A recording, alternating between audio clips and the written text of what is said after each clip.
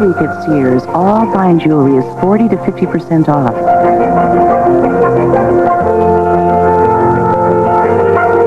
Like this 1-carat total weight diamond anniversary band, now only $299.99. Show her how bright the future really is. Give the good life at a great price, guaranteed. Sears. New CompuServe 2000. Now just $9.95. Fast 56K connections. Just $9.95. Easier email. Just $9.95. Serious information. Just $9.95. New CompuServe 2000, the value leader in Internet access. Call toll free today.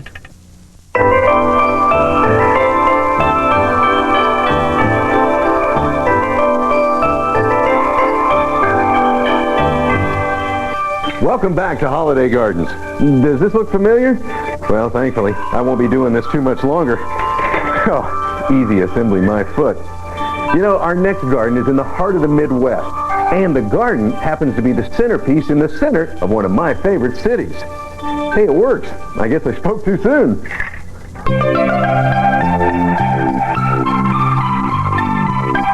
If you're looking for a way to bring the garden home for the holidays, the Chicago Botanic Gardens Celebrations Festival is definitely worth checking out.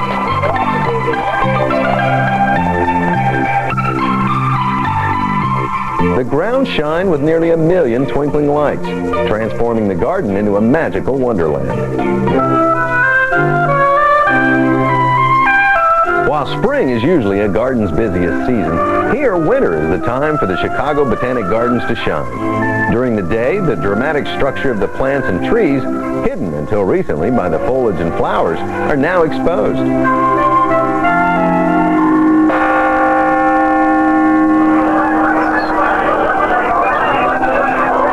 But this winter garden doesn't only shine during the day. When the sun goes down, the lights come on and holiday magic takes over. We've got well over 750,000 lights here at the Chicago Botanic Garden. We've got 20 garden club trees, 2 grand trees, each well over 30 feet tall, 3 trains running at any given moment, 9 decorated doors, 5 table settings in our museum. A horse-drawn carriage is the best way to tour the grounds. The festive light displays, accented with the clippity-clop rhythm of the horse's hooves, gets visitors in the holiday mood.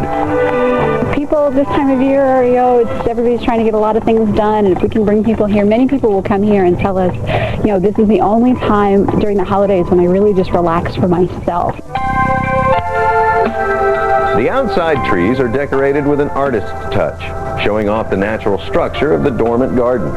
Nothing's pruned or pared. All decorations are inspired by nature, giving holiday visitors the feeling they're visiting this garden for the very first time. White lights might show off a tree, but everyone loves colored lights on a tree. And this tree that's behind me is actually brought into the holiday celebration. This 50-foot Colorado blue spruce is decorated with 25,000 multicolored lights for a larger-than-life holiday sparkle. Poinsettias are the traditional favorite during the holidays, and this grand tree is surrounded by a sea of them. And in the spirit of bringing the holidays home, the garden features tips from tree trimming to wreath making. And 9 vintage doors illustrate a variety of creative ways to decorate for the holidays, each highlighting an array of flowers and plants. One of our local garden clubs decided to take sort of a different spin on our English walled garden formal style. They went to a senior citizen's home and actually collected mementos, photographs, and other pieces from some of the couples that were residing there, and then used those to decorate the tree. If a visitor comes to Celebration and takes away one idea, it is that you can really use the garden to decorate for the holidays and really bring the holidays home in your own unique style. Ground was broken for the Chicago Botanic Garden in 1965, groomed to showcase the Midwest's hardy native plants. A series of water and islands, about 385 acres altogether and 75 acres in water, so it's a very unique landscape. It's 23 different gardens on site. About a third of the site is natural area, native habitat like prairie, woods, and river. The beautifully designed gardens feature everything from a hands-on educational vegetable garden to a Japanese garden to a traditional Illinois prairie.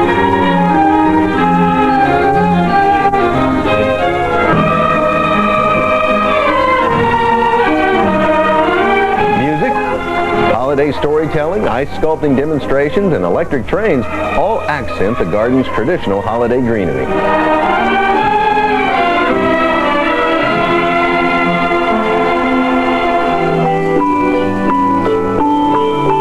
And though Chicago is known for its unforgiving winters, rest assured the visitors to the Chicago Botanic Gardens have a unique place to rekindle the warmest of holiday memories.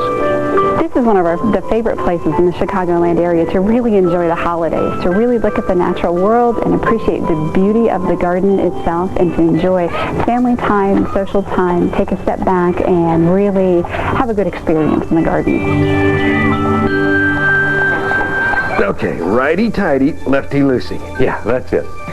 You know, one of the most popular displays at the Chicago Gardens are the outdoor trees that are decorated with all sorts of yarn and ornaments made from bird seed. I think that's a great idea. And I've never met a gardener yet who didn't like to feed the birds. Up next, the Show Me State shows us how they create a great holiday garden. So don't go away, because we'll be right back.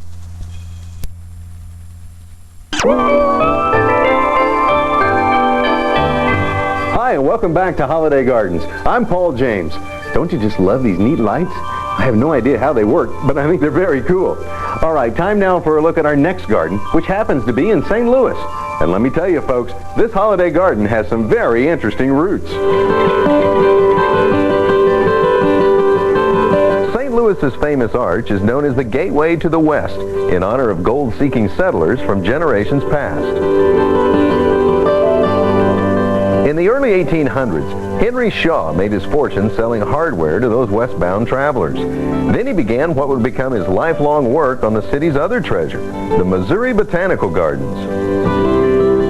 By the time he was 39 years old, he was able to retire. And so he spent the next 20 years or so traveling the gardens of Europe, and he was very inspired by the gardens, and he thought that he wanted to have a garden in St. Louis.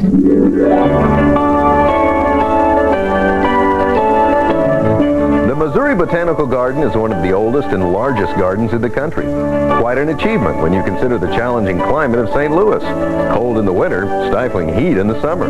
But the Missouri Botanical Garden views each season like a new celebration, with the most festive being the winter, when the spirit of the holidays are in full bloom. And we've been doing flower shows since the 1920s. And every year we have a different theme.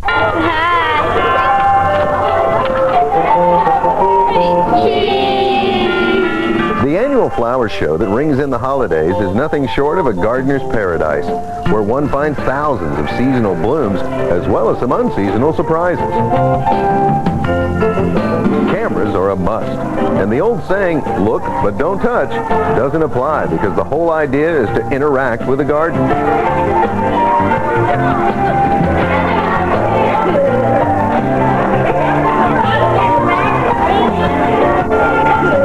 The flower show has a wonderful appeal for people of all ages, and no matter what we do with the theme, I see delighted children and I see adults that are brought right back to their childhood, and many of them say, I'm going to go home and get my grandkids, or I'm going to go home and get my camera.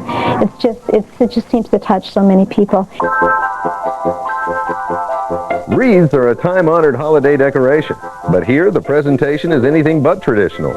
Artists from around the St. Louis area create their interpretation of a holiday wreath, and the results range from the whimsical to the edible to even the cultural. This is food, and then the deer, the wildlife that are part of their world. I've never seen anything like it. Isn't it beautiful? Another part of the Botanical Gardens is the Kemper Center, a place specializing in home gardening. Here, the holidays have an organic feel. We have some gomphrena with some spent hydrangea bracts. Many of these decorations were literally salvaged from the garden's compost pile, as staff naturalist Chip Tynan explains how he turned trash into treasure. We utilize the dried plants and fruits that we grew outdoors on the garden grounds. We save them as we harvest them during the season, and then we go ahead and the preserved material we go ahead and use to decorate our Christmas tree. So it's a very special aspect of the Christmas season. Henry Shaw's gift to St. Louis is the perfect showcase for how the city celebrates this time of year. Even in the middle of winter, the Missouri Botanical Garden is alive with the sights, sounds, and spirit of the holidays. And the garden itself is so beautiful when it gets cold, and of course when the snow comes, but there's something very, very peaceful and magical about the garden in the winter, and you can't help but feel connected to the whole holiday spirit.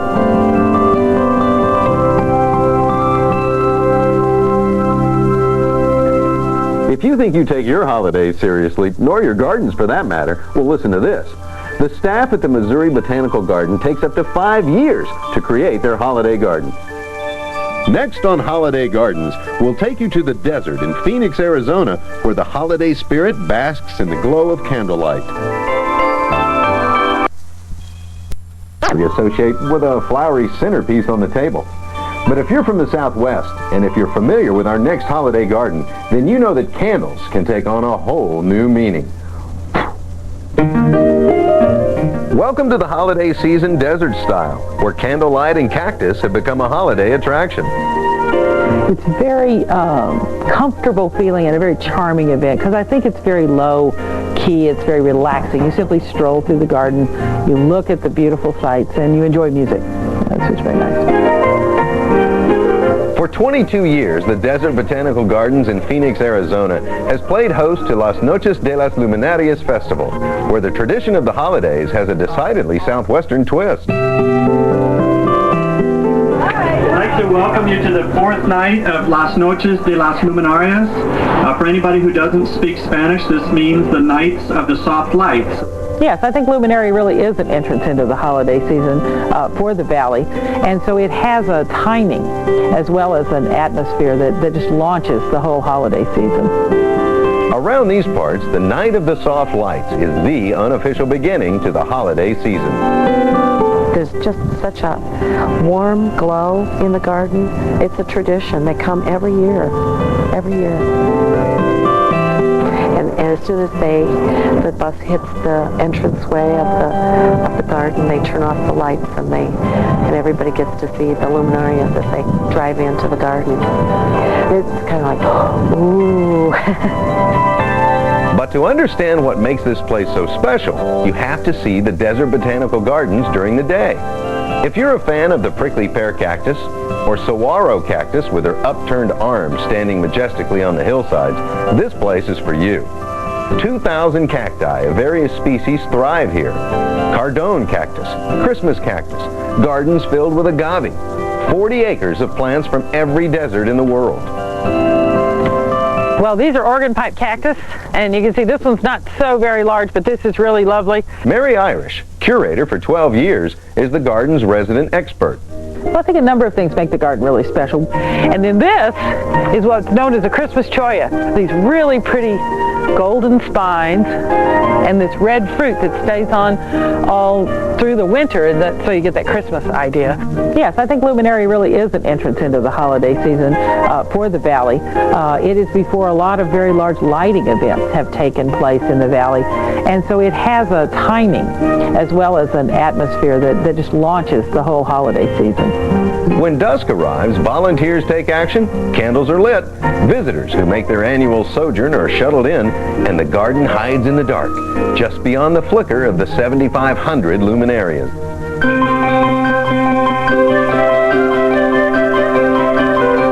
An army of 1,100 volunteers makes this holiday event possible, and that includes making every one of the 7,500 luminarias by hand, made up of a paper bag, sand, and candles.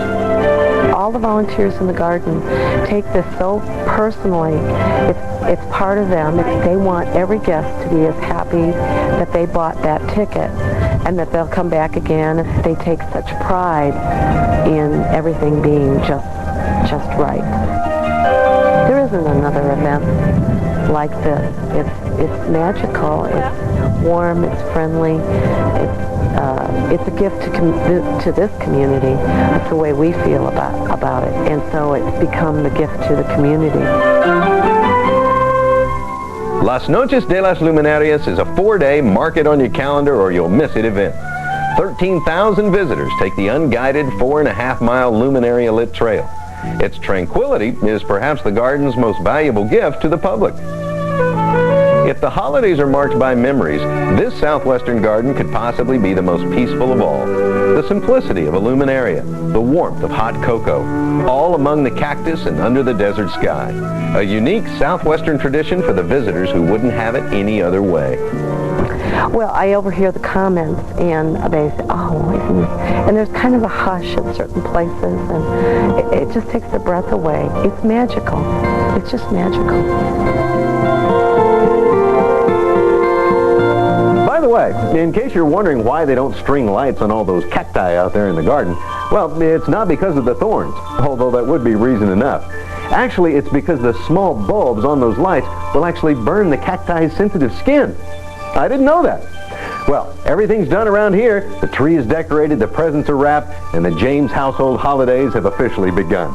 So, you enjoy yours, I'll enjoy mine, and thanks for watching Holiday Gardens. I'm Paul James. Wow, this rocks!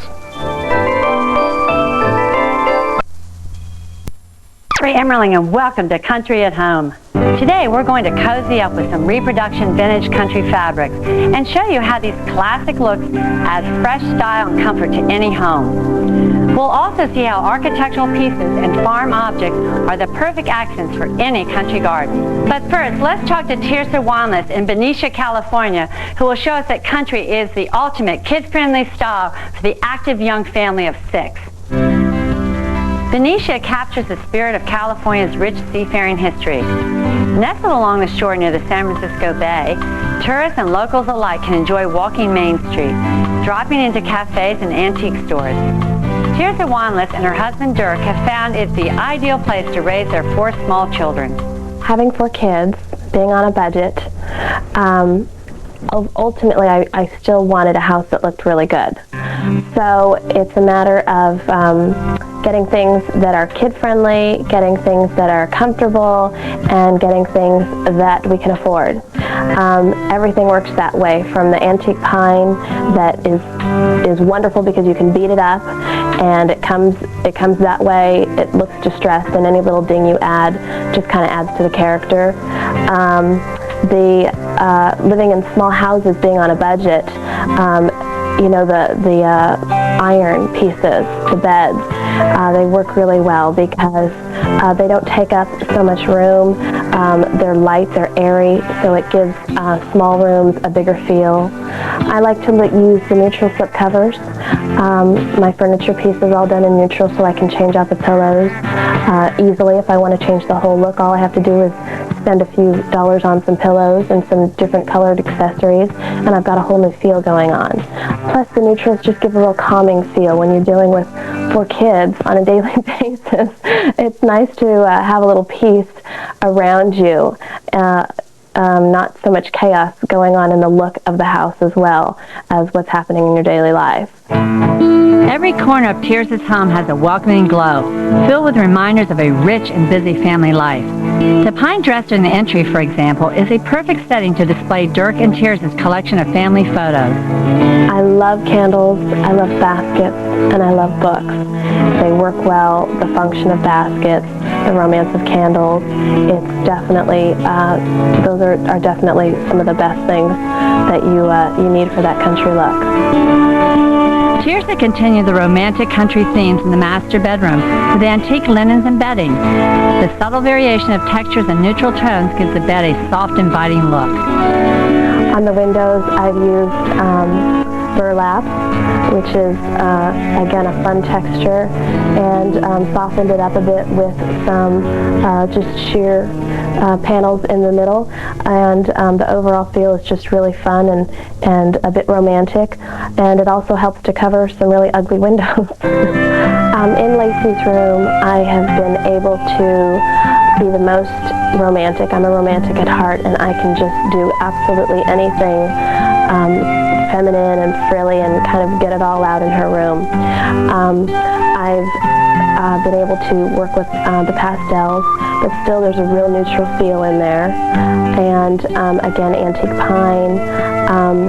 I've also chosen a tall bed in her room because it was quite small, so I decided to go with a 4-poster bed. I really felt that it just made the whole room feel taller.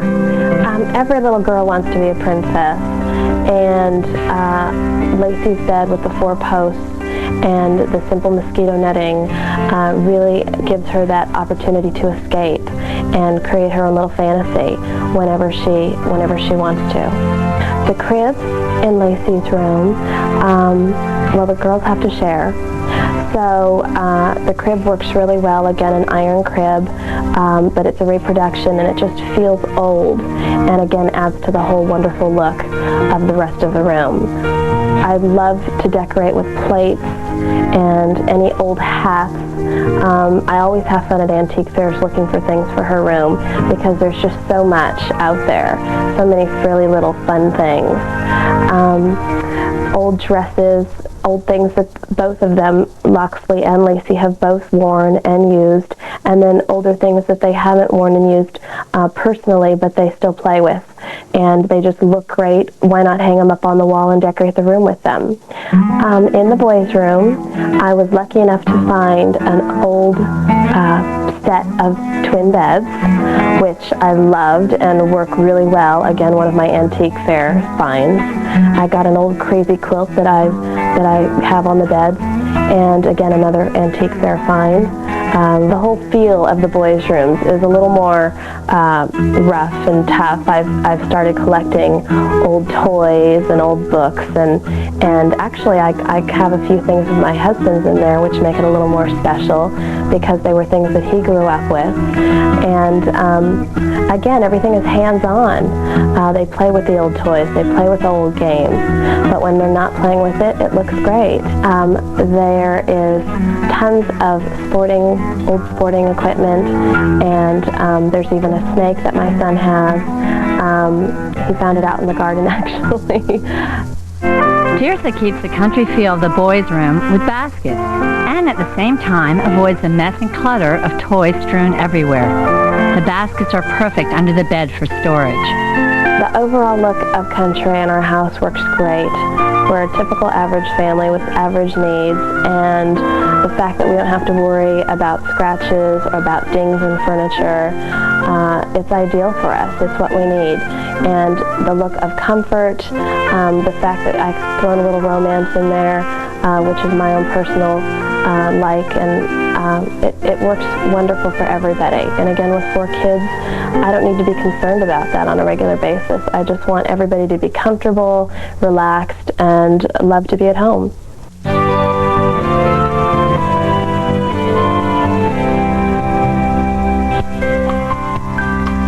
Coming up, Pillow Talk with Country Vintage Fabrics.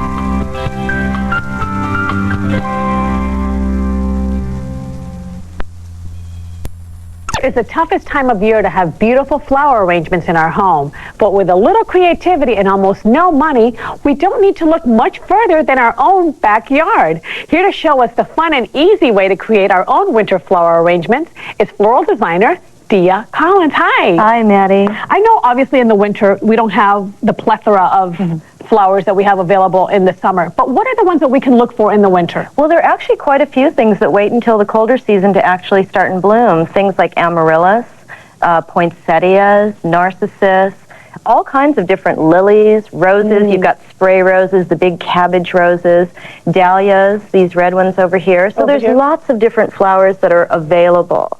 But the important thing is to remember to be very, very creative and look around you, look in your yard, look for things that you can actually use, which is what we've done here. This basically, half of this arrangement was picked from your own backyard. Actually, most of this arrangement came from the backyard.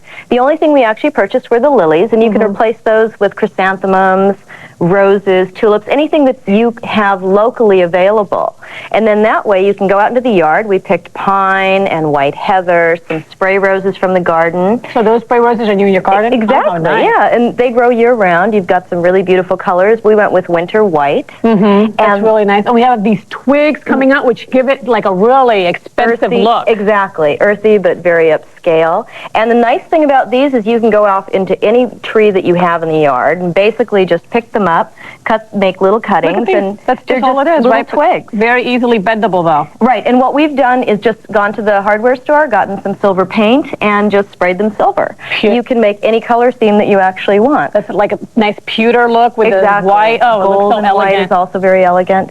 Very and nice. these are very easy to work with. You basically just roll them around your hand, find a softer kind of branch. If something's a little stiffer, you can soak it in water overnight. Oh, that's a good idea. It's a great idea because it really softens them up. So and make it kind of like make like a little circle with them and then just place them in a bowl. You can find this in an aquarium store. Use it in a punch bowl. Anything that you've got around the house that you can actually make use of. Look at how beautiful it looks already inside of the glass bowl. Well, what we did then, after we did the curly willow, was take some nuts, put them in the bowl, and the natural color from the nuts will actually change the water so that you've got this beautiful sort of amber color. Oh, look at that again. So you put every kind of nut that's available in the winter. Whatever you have available. And if nuts aren't available or if they're more expensive in your area, be creative and use seed pods or berries or branches even with some leaves. Ivy looks real pretty woven into the bowl. And it won't get, how do you call it? It won't mold it? No, moldy? You've got to be a little careful. You should change the water every couple of days. But you want to make a really spectacular arrangement and you want to use what is available and has a really nice look. And then these miniature versions are adorable. How cute is this? Is this adorable? Well, what we did with these was we took all the trimmings, all the little flowers, the little pieces of greens that were cut off from pieces that we were making the arrangement with, found a brandy snifter. You can use a water goblet, a champagne goblet, Whatever anything around the house. But as long as it's glass so that you can see this intricate side in here, Right. it's so pretty. And we've added the nuts and again colored the water a little bit of an amber color. Cute. And of course you added all these snowflakes. Things that you can pick up at the craft store, the hobby shop. There's pine cones readily available in your yard. All kinds of things that fall off trees you can use. Leaves. A nice touch also is to add a finishing touch to the look. Put down some extra greens, throw down some nuts, some cinnamon sticks, things like that will help finish the look and That's such a complete it. beautiful centerpiece. And this is lovely. Isn't this this one, great? It's more earthy. Right, and most of this is actually from the yard. The only exception is these dahlias right here. And then what we've done is gone to the produce market and gotten some fruit, something seasonal. So here we have it. Look how cute that looks. You've got That red. adds such a special touch. Red pears, pomegranates, grapes, apples, even squash, all kinds of things. Whatever is regionally grown, you can use. And it's very easy. You get a bamboo skewer or go to the local flower shop or a hardware store and just get a little wood pick and basically just pick it right into the fruit. Gets a little juicy right there just for a second. And then just go ahead and stick that in there. That's it. Wow. Put it right in the and it'll hold? It'll hold. Go ahead and just place it right in the arrangement. That way, very inexpensively, you can use whatever fruit you have around the house or go out and buy something special for a particular color. And you know what's interesting that, I mean, this is just my particular taste. I wouldn't even put the purple in there. I just, the greens with maybe the fruit adding the color. Because a lot of times we don't have the, we're busy with our kids. We don't have time to go to the flower shop, pick out the flowers, do all this. But run out of the back of the garden. It's true. And get a few fruits from, that This we have in our vase right basket. here is only greens that we picked from the garden. We put a little pick in the middle. You can reuse this every year. You've got holly in here. There's holly, there's oak and maple, there's some seasonal berries, some juniper, some white heather up front. So just the greens look fabulous, you're right. And these are the little craft store Something ones. you can pick up for, under a buck at a craft store or hobby shop, anywhere around there, and you can constantly reuse them. I personally love this dessert tray. This is my favorite part. I was hoping that you'd like this. Another great way to use all the little pieces of things that you have left over, add a little pine cone, make it just look really fabulous. Just put it down on the dessert tray and it really dresses it up. Pretty. Doesn't that look yummy? Pretty. Hey, here's two fabulous winter arrangements. Thanks to you. Oh, it's been a pleasure being here. Lots of nice ideas. Just be creative. Absolutely. Later, our smart solution of the day, smoother skin the dairy way. And coming up next, ease your dry winter skin the natural way by creating your own moisturizers. We'll be right back. So I'm trying my hand at my own landscape lighting. Scrapbook for my daughter. Updating this great old sink. Paper in the dining room. I'm learning. To the joy fantastic rave. On the eve of the new millennium, where will you be? Celebrate New Year's Eve with The Artist, the musician of our generation in the concert of the millennium. Rave into the year 2000 starring The Artist. Order in this exclusive in-demand pay-per-view event and crown the century with the ultimate party song. Rave into the year 2000 starring The Artist. In demand, you rule. I may be frugal, but I am not cheap. I mean, I like to get the most for my money. So when I heard about AT&T digital cable, my first question, how much? Well, it turns out they have a variety of digital cable packages. And you know what? One of them turned out to be perfect for me. Well, I got a much better value than anybody else had to offer. Hey, I know a great deal when I see one. And now I get to see one every time I turn on my TV. Call now to order the digital cable package that's right for you. 2 weeks? Yeah, and this lazy boy sofa is sweet. Hey, I found the remote. No, seen it. Skip it. Wait, go back. Look, Lazy Boy. Call us now at 1-800-MAKE-A-HOME, and we'll send you a Lazy Boy home furnishings kit absolutely free. Wow! It features a great selection of Lazy Boy furniture, plus decorating tips on matching patterns, fabrics, and colors. Go for it. Call 1-800-MAKE-A-HOME now. Hello, Hello, Lazy Boy. If you take vitamins, stay tuned for a special free offer from Puritan's Pride. Buying my family's vitamins through the Puritan's Pride catalog saves me both time and money. With Puritan's Pride, I get the finest quality vitamins direct from America's #1 vitamin catalog. It's fantastic 2-for-1 savings. It really is the smartest way to buy vitamins. And when I buy one bottle, I get another one free. Look, buy 1 bottle of vitamin E, get another one free. 2 for only $12.50. Or get 2 bottles of ginkgo biloba, both for only $6.95. Buying vitamins from Puritan's Pride is so convenient. You can order by mail, by phone, or right online at puritanspride.com. Puritan's Pride stands behind every purchase with a full 1-year money-back guarantee. I like that. The Puritan's Pride catalog has everything I need. Vitamins, minerals, herbs. The selection is tremendous. You really should call for your free Puritan's Pride vitamin catalog. You'll be glad you did. If you want to save money on vitamins, call now for your free Puritan's Pride vitamin catalog. Puritan's Pride.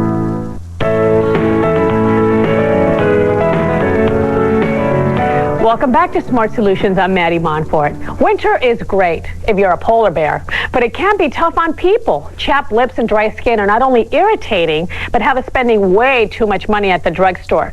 Here to show us a cost-effective way to beat winter dryness by making our own lip balm and moisturizer is the author of Better Basics for the Home. This is Annie Berthold Bond. Hi. Hi, thanks so much for having me. Absolutely. How long have you been making these, Annie? Well, about 10 years, actually. Why did you start? Well, I was got very chemically sensitive, and I needed to reduce the exposures I had to chemicals in my home, and so I ended up sort of willy-nilly going along trying to figure out how to do everything in a natural, pure way, and so that's when I started. And you're going to teach us how we can make these at home with ingredients that really aren't that difficult to find. They're almost all found many actually in our kitchen cupboards, but the health food store has a wide variety of everything you would ever need here, and in fact, you only need 4 or 5 basic ingredients, and you can do most of everything. Great. We're starting with a moisturizer. And people love this moisturizer. Aloe vera gel is its main ingredient, and it's incredibly hydrating for the skin. It actually soaks through all 3 layers of the skin, and I find that when I first started using it, I couldn't stop because my skin just said, give me more, give me more, give me more. It's very, very healing, and it's antibacterial and antiseptic and has, huge healing abilities. You use that a lot. You hear, when you get a sunburn, put aloe vera. Oh, absolutely. I always use that for my daughter. And then with this ingredient, you could use just pure aloe vera gel, but I like to add a little bit of glycerin, which is vegetable glycerin. It's available also in the health food stores, and these are very, very cheap.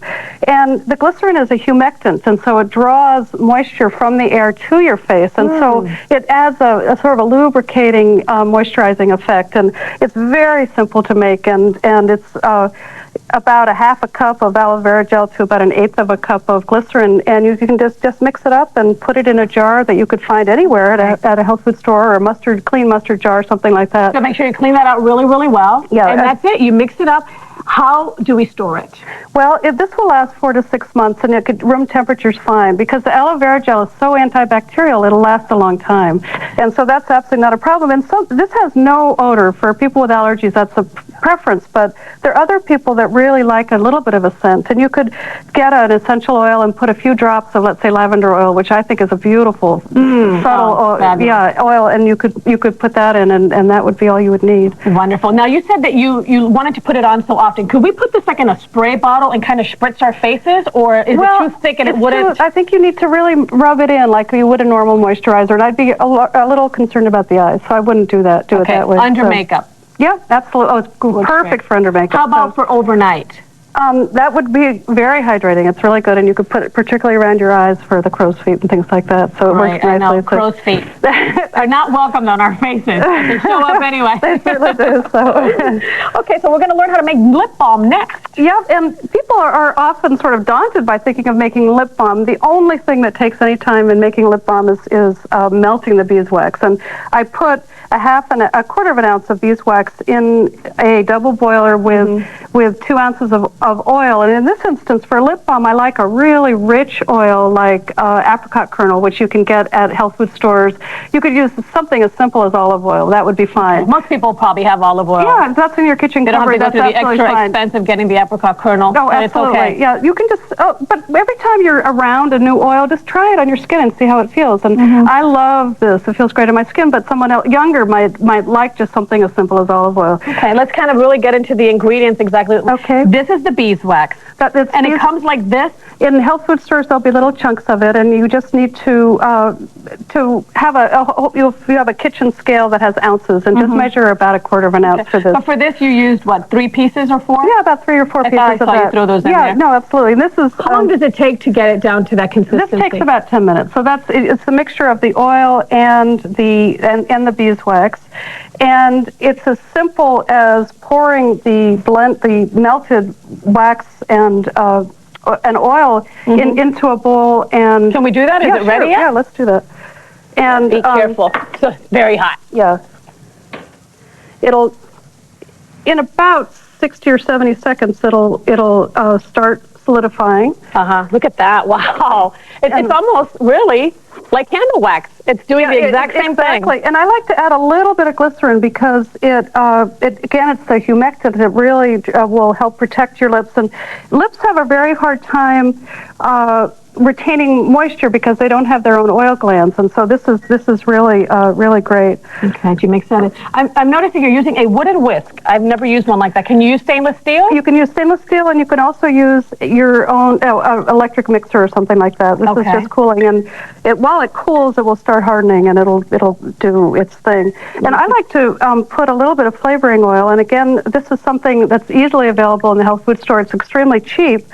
And you can use lemon, you can use vinegar, not vinegar, you could certainly use vanilla. You could use peppermint, things like that. And my 10-year-old, for example, just absolutely loves the very flavored lip balm. So make sure that this is the same kind of oil that you would use for your food. Absolutely has to be for your food. And not so much of a scented oil. No, essential oils are too powerful for this. But you could see now how well it's hardening. And this is what it looks like when it's finished. And you could buy these at little jars at the health food store usually, and so it'll harden, and we can store this in any jar whatsoever, and it'll last for 4 to 6 months without a problem. And perfect. So it works really nicely. Now this is nice for the bath. Well, in the winter, I absolutely love to take a hot bath, and I live in northern New England, and it's very nice to get very dry, and so this again is aloe vera gel, and these are ingredients you could use for all of these recipes. Aloe vera, and this is an oil like again apricot. You could use olive. You could even use canola if that's you have. A little bit of glycerin. Okay. Again, as a humectant, and then the essential oil will just give a couple drops. And whatever your favorite essential oil. And you drop that into the bath? Yep, that's right. And just put some flowers if you have them around in a tea. A little infuser or something like that? Yes, that's right. With the hot water, it just is terrific. Right. Heather, I don't like cutesy. I don't like kind of trite. I think it's fun to have a very casualness, but a sense of sophistication that goes along with it. And yours is very organized country. I mean, well, don't you think when you have this much stuff, you've got to be organized? Oh, truly. Yeah. Truly. And it looks so good when it's organized and just thrown in. And that's what I love about country, all the shopping and all the countries you can go to. It just all really comes together. It's always fun. If you were telling someone that's watching where to start when you're first starting to get a house or an apartment, what would be the first thing you'd start with? Well, I do think sofa is a good place to start. I mean, where you're the largest impact in the room is going to. And you said the right word a while ago. You said scale. Scale's so important, and if you start with that, then with your bigger pieces, right? And I think try not to buy a whole lot of new stuff unless there's just a particular line or something that you love, or just a sense of sophistication you can get from a lamp or something that has a little more high tech or sophisticated look. But when you buy new, what you end up with is just new junk, as opposed to if you buy something that's older. And what all your friends have. Can be vintage. It's now not called old junk, it's called vintage. Anything that's as old as we are is vintage. Right. I have this horrible feeling that when I die, they're going to have a huge garage sale and just get rid of all of this stuff that they had to deal with in their life and think, oh, now we can get rid of it. A lot of it is broken, a lot of it is junk, and the way I've been able to justify whatever piece comes in the house is, oh, it's all right, it's just some junk. It's just some junk. Actually, there are a few nice pieces in the house, so there's a little sign that says, do not throw this away, the garage sale. This is a nice piece. I love it. Well, this has been such a treat. I've had so much fun. I do want to go shopping with you. We'll do that. I promise. Will you come back? Yes, definitely. Great.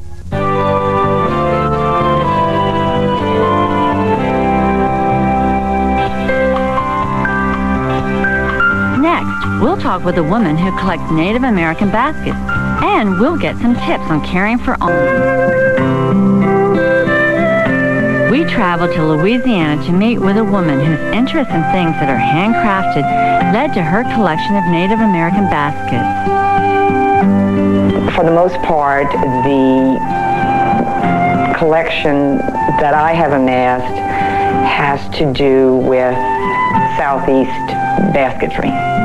Some of the baskets that I have recently acquired are historical in that they were made by the granddaughters and grandson of a Chitimacha woman who was a very well-known basketer. She and her sisters were all accomplished. And their historical significance is that it is now a viable art in their tribe, because at one point there was only one woman living who still was making baskets, and we were concerned that the entire culture would die when she did. And her nieces and nephew are becoming rapidly accomplished, and it's wonderful because now we don't have quite the same fear of loss that we had before.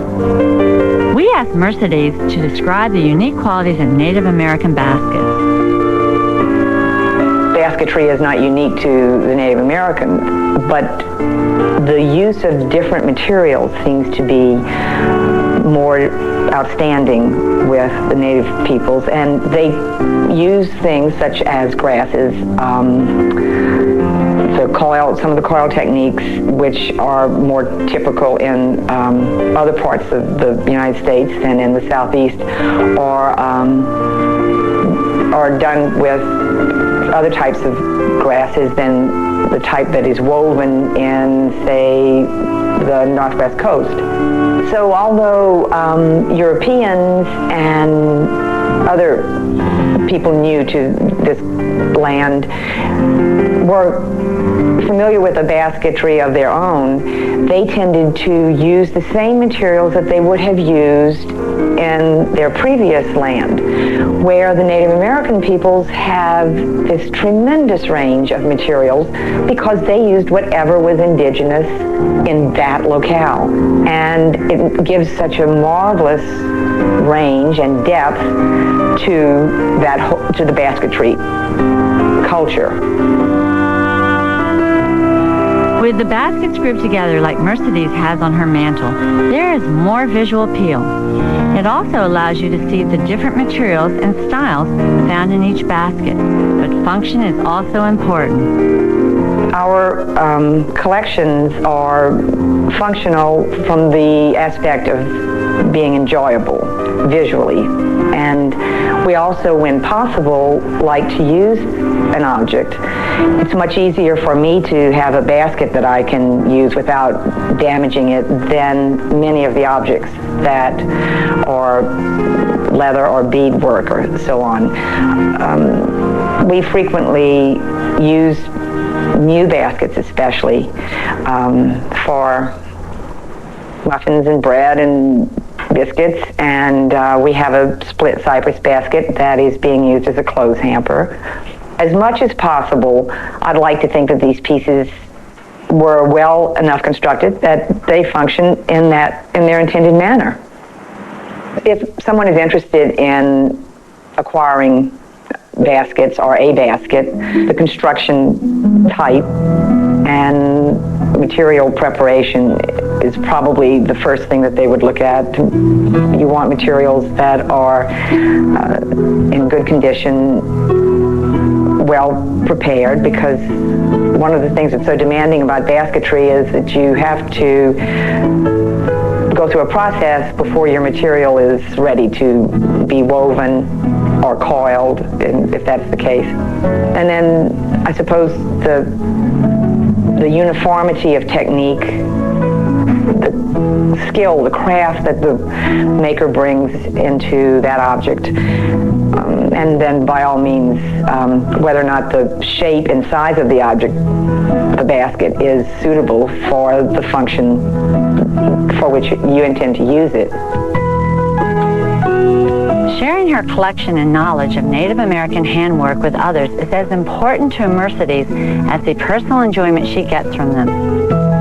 When someone views our collections, I enjoy answering questions, and I like to have the interplay, the reaction and next question, and to hear the response to the reason a basket is constructed in a certain way or whatever, because I feel that most of us are moving away from knowing simply the amount of time it takes to produce something once you have mastered the skill.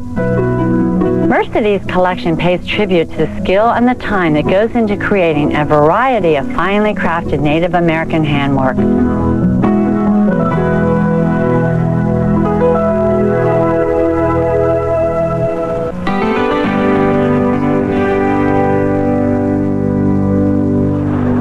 One of the easiest and least expensive ways to add a room to your house is with an awning.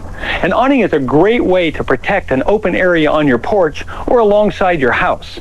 And it also gives you a dry location from which you can enjoy a summer rain shower or escape the afternoon sun. And an awning can also make a difference indoors, as we found out in our kitchen.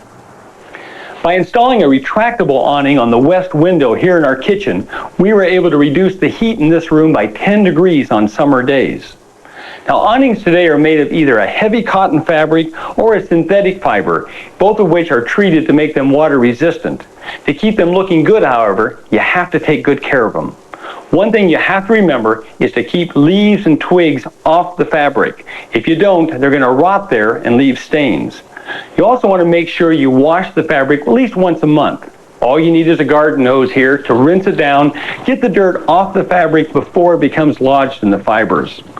You also want to be careful when it comes time to retract the awning. If it's very cold, you can actually crack it. And you never want to wind up your awning if it's wet. This is going to cause mold or mildew to form inside the folds, so when you bring it back down, you're going to see stains. Now, don't be surprised if hornets or perhaps spiders decide to make a home on the underside of your awning. Don't, however, reach for one of those spray insecticides. The chemicals inside here will actually destroy the water resistance of your fabric. Instead, just use a normal household broom to knock down those cobwebs without doing any damage to the fabric itself.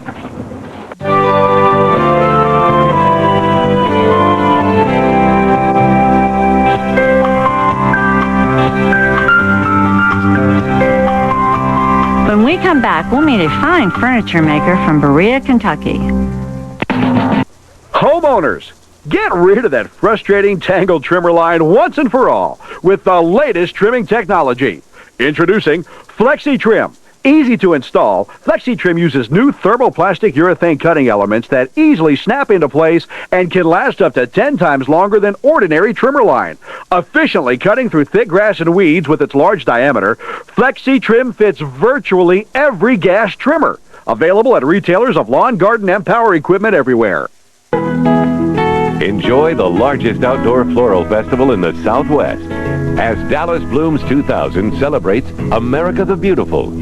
Showcased in more than 180,000 spring tulips, daffodils, hyacinths, and azaleas, you'll see American flags as they've flown over America. Families will also enjoy entertainment, seminars, and demonstrations. Family fun for everyone. Channel 8, the spirit of Texas.